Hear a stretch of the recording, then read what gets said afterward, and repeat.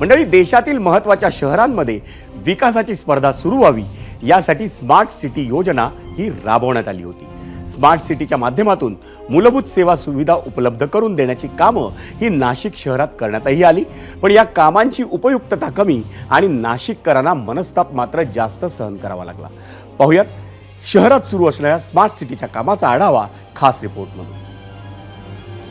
गोदा काठाचं त्यांनी विकृतीकरण आणि विद्रुपीकरण केलेले, जी टेक्निकल बाजू होती शहराची ती यांनी विचारात घेतले गेले नाही। नाशिककरांची ही तीव्र नाराजी आहे शहरातल्या स्मार्ट सिटीच्या कामाबाबत। शहरात सीसीटीव्हीचं जाळं उभं करणं, शहरातल्या सुनियोजित वाहतुकीसाठी प्रशस्त रस्ते बनवणं, ड्रेनेज तयार करणं, गोदावरी घाटाचं सुशोभीकरण करणं, गोदावरी नदीला येणारा पूर नियंत्रित करण्यासाठी गोदा पात्रात मेकॅनिकल गेट बसवणं, गोदा काठावर गोदा पार्क प्रकल्प साकारणं। स्मार्ट सिटी अंतर्गत नाशिक शहरामध्ये वेगवेगळी कामं करण्यात आली, मात्र यातले अनेक कामं ही अर्धवट अवस्थेत आहेत, काही पूर्णत्वास आलेली आहेत। मात्र पूर्णत्वास आलेल्या रस्त्याच्या कामांचा वेग अत्यंत संत होता, त्यामुळे नागरिकांना त्याची उपयुक्ततापेक्षा त्याचा मनस्तापच जास्त सहन करावा लागला। जे त्यांनी जे कामं आम्हाला दाखवले, जे दिवस स्वप्न दाखवले, त्याच्यातली एकाची पूर्तता प्रत्यक्ष जमिनीवर प्रत्यक्ष ग्राउंडवर होऊ शकलेली नाही। जो प्रोजेक्ट आहे स्मार्ट सिटीचा तो राबवला, त्याचा उद्देश तो बाजूला राहिला आणि प्रत्येक त्यांनी घोड्याला लावून तो काहीतरी पूर्ण केलेला आहे। अगदी प्रामाणिक आमच्यातल्या व्यापाऱ्यांची सर्वांची या आमच्या त्याच्या बाबतीत भावना आहे। तुम्ही नाशिक स्मार्ट बनवताय का त्या स्मार्टपेक्षा असं वाटू राहिलं का स्मार्ट सिटी हा प्रकार नसता आला तेच परवडला असता आम्हाला नाशिककरांना, त्याचा आम्हाला त्रास होऊ राहिला नाशिककरांना। नाशिक शहरात नागरिकांच्या सुरक्षेसाठी आणि गुन्हेगारीवर अंकुश ठेवण्यासाठी सीसीटीव्हीचं जाळं बसवण्याची घोषणा 4-5 वर्षांपूर्वी करण्यात आली होती, पण अजूनही पूर्ण शहरात सीसीटीव्ही बसवण्यात आलेले नाही। स्मार्ट सिटीचं सर्वात उल्लेखनीय काम गोदावरी नदीच्या घाटावर होणार होतं। गोदा घाटाचं सुशोभीकरण करण्यात येणार होतं, पण इथली कामंही अर्धवट आहेत। आपण आता गोदावरीच्या पात्रा बाजूचा परिसर बघत आहोत।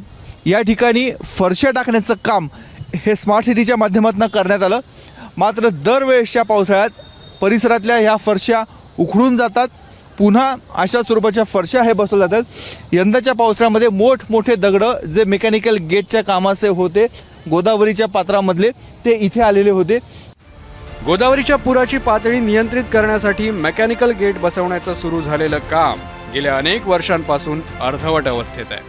प्रामुख्याने गोदावरी नदीला जो पूर येतो त्या पुराचं पाणी शहराच्या अनेक भागामध्ये जातं, ते पाणी जाऊ नये, गोदावरीचा पूर हा नियंत्रित ठेवता यावा यासाठी हे गेट उभारण्याचा अट्टहास स्मार्ट सिटीच्या माध्यमातून केला जातोय। मात्र अनेक पूर येऊन गेले, अनेक पावसाळे येऊन गेले, हे काम अद्यापही पूर्ण झालं नाहीये। 16 कोटीचं मेकॅनिकल गेट अहिल्यादेवी होळकर पुलाच्या पाठीमागे होतं, तो पुढं घेतला 24 कोटींचा होऊन गेला। मेकॅनिकल गेटची मुदत संपली 2021ला, काम रिस्टार्ट झालं 2024ला।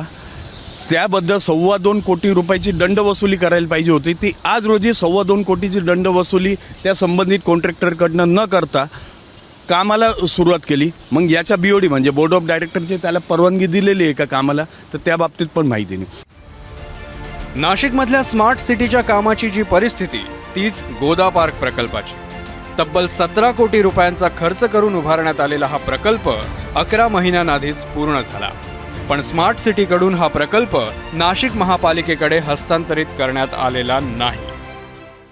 खरं तर स्मार्ट सिटीने नाशिक शहरामध्ये जेवढी काही कामं केली असतील त्यापैकी सर्वात उत्तम काम, सर्वात चांगलं काम ह्याच गोदा पार्कचं आहे। कारण इथे गोदावरीचा काठ आहे, आल्हाददायक वातावरण गोदावरीच्या किनारी असतं। ह्या वातावरणाचा आनंद नाशिककरांना घेता यावा त्यासाठी इथे बाग बसवण्यात आलेली आहेत, वेगवेगळे कारंजे आहेत, शोभिवंत झाडं लावण्यात आलेली आहेत, MP थिएटर आहे, हेरिटेज वॉकसाठी देखील इथे एक व्यवस्था करण्यात आलेली आहे। नाशिक हे रामायण काळापासून ओळखलं जातं, त्यामुळे रामायण काळामध्ये घडलेल्या प्रसंगाचे शिल्प देखील इथे लावण्यात आलेले। एवढी चांगली वास्तू असताना, नाशिककरांना फिरण्यासाठी एखादं हक्काचं ठिकाण नसताना हा गोदा पार्क साकारण्यात आला। मात्र केवळ आणि केवळ 2 विभागांमधला असमन्वय आणि ह्या असमन्वयामुळे हे काम हस्तांतरित झालेलं नाही आहे. एवढा चांगला प्रोजेक्ट ड्रीम प्रोजेक्ट आहे माननीय राज ठाकरे साहेबांचा ड्रीम प्रोजेक्ट होता. परंतु हा ड्रीम प्रोजेक्ट जर येत्या काळामध्ये जर ओपन झाला नाही आणि येता पाऊस जो आहे जर जास्त झाला आणि पूर कधी येऊन जर हे सगळं वाहून गेलं तर हा एवढा झालेला खर्च आणि याचा उपभोग जर नाशिककर घेणार नसतील, त्या मंत्र्यांच्या फक्त काही हेवेदाव्यामुळं जर हे पाण्यात जात असेल तर नाशिककर याचा प्रश्न विचारतील या मंत्र्यांना. नाशिक महापालिका प्रशासनाच्या आयुक्तपदाची धुरा मनीषा खत्री यांनी नुकतीच हाती घेतली आहे. त्यामुळे स्मार्ट सिटीच्या कामांना गती देऊन महापालिका आणि स्मार्ट सिटी समन्वय साधण्याचं काम त्यांना करावं लागणार आहे. स्मार्ट सिटीच्या कामाचा विषय हाच आहे. काम त्यांनी केले आहे की ते कन्व्हर्जन्स किंवा हँडिंग ओव्हर नाही झालं आहेत. तर त्यासाठी आता मी हे करणार, प्रयत्न करणार की लवकरात लवकर ते हँडिंग ओव्हर घेऊन आपली मेंटेनन्स सुरू होईल आणि ते लोकांसाठी आपण ते करून घेऊ. नाशिक महापालिकेच्या नव्या आयुक्तांनी स्मार्ट सिटीच्या कामांना प्राधान्य द्यायचं आश्वासन दिलंय खरं, पण आगामी कुंभमेळा आणि महापालिका निवडणुकीसाठीच्या पूर्वतयारीत स्मार्ट सिटीची रखडलेली कामं पूर्ण होणार का आणि नाशिककरांना या स्मार्ट सिटीचा आनंद घेता येणार का, हा प्रश्नच आहे.